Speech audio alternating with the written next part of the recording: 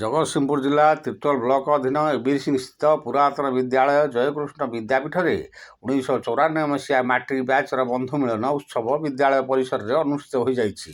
ଉକ୍ତ ବ୍ୟାଚ୍ର ସମସ୍ତ ସହପାଠୀ ଓ ସହପାଠିନୀ ଏବଂ ତାଙ୍କ ପରିବାର ଯୋଗଦେଇ ପରସ୍ପରକୁ ଅଭିନନ୍ଦନ ଜଣାଇଥିଲେ। ଏନେଇ ଆୟୋଜିତ ଏକ ସଭାରେ ମୁଖ୍ୟ ଅତିଥି ଭାବେ ଜୟକୃଷ୍ଣ ବିଦ୍ୟାପୀଠର ଅବସରପ୍ରାପ୍ତ ପ୍ରଧାନ ଶିକ୍ଷକ ନିତ୍ୟାନନ୍ଦ ଲେଙ୍କା, ମୁଖ୍ୟ ବକ୍ତା ଭାବେ ଅବସରପ୍ରାପ୍ତ ଶିକ୍ଷକ ଅଶୋକ କୁମାର ଦାସ, ମୁରଲୀଧର ରାଉତ, ରବୀନ୍ଦ୍ର କୁମାର ପରିଡ଼ା, ଅଶୋକ କୁମାର ସାହୁ, ଶ୍ରୀଚରଣ ବାରିକ ଓ ଅବସରପ୍ରାପ୍ତ ଶିକ୍ଷୟିତ୍ରୀ ସନ୍ଧ୍ୟାରାଣୀ ସାହୁ ଯୋଗ ଦେଇଥିଲେ। 1994 ବ୍ୟାଚ୍ର ଛାତ୍ରଛାତ୍ରୀମାନଙ୍କର ଏହି ବନ୍ଧୁ ମିଳନ ଆୟୋଜନକୁ ସାଧୁବାଦ ଜଣାଇଥିଲେ।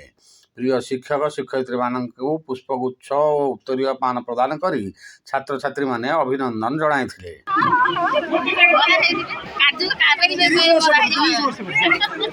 ମୁଁ ସମସ୍ତ ପିଲାମାନଙ୍କୁ ଅନୁରୋଧ କରୁଛି ଦୟାକରି ସମସ୍ତେ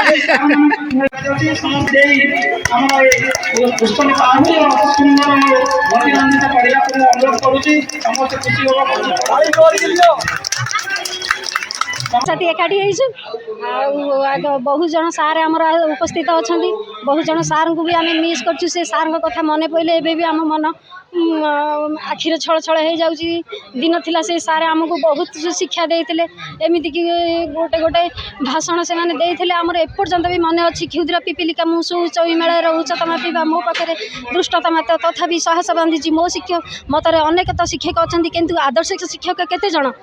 ଏମିତି ତାଙ୍କର ସ୍ଲୋଗାନ ଆମେ କହିକିରି ଆମର ଏପର୍ଯ୍ୟନ୍ତ ହେଲାଣି ଆମ ହୃଦୟରେ ସେ ବସି ରହିଛନ୍ତି। ସେ ସାର୍ ଆଜି ନାହାନ୍ତି ଆମ ଗହଣରେ। ଆମେ ତାଙ୍କୁ ବହୁତ ମିସ୍ କରୁଛୁ। ସେ ହେଉଛନ୍ତି ଫକୀର ଚରଣ ମହାନ୍ତି।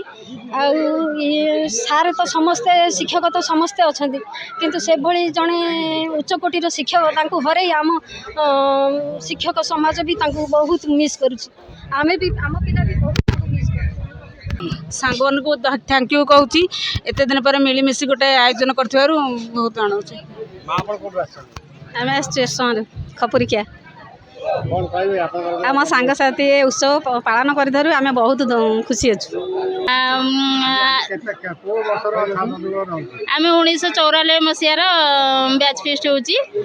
ସେ ବ୍ୟାଚ୍ ଫିଷ୍ଟରେ ସବୁ ସାର୍ମାନଙ୍କୁ ଆଉ ଆମର ସବୁ ସାଙ୍ଗମାନେ ତାଙ୍କ ହଜବେଣ୍ଡ ତାଙ୍କ ପିଲାମାନେ ସମସ୍ତେ ଆସିଛନ୍ତି। ଏତେ ଖୁସି ଲାଗୁଛି ଯେ ଆମକୁ ମାନେ ଆଉ ଭାଷାରେ କହି ହେଉନି। କ'ଣ ଆଉ କହିବି।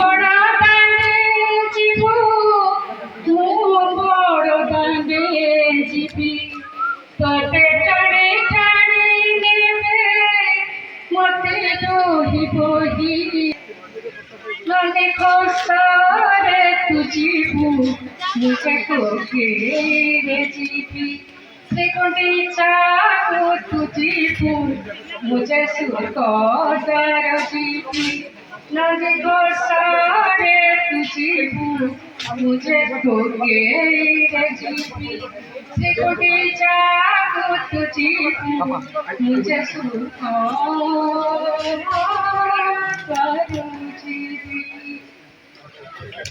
ଜଗତସିଂହପୁର ଜିଲ୍ଲାର ତିର୍ତ୍ତୋଲ ବ୍ଲକ ଗ୍ରାଉଣ୍ଡ ଜିରୋରୁ ଶ୍ରୀବତ୍ସ ପାଢ଼ୀଙ୍କ ରିପୋର୍ଟ ଓଡ଼ିଆ ଲାଇଭ୍।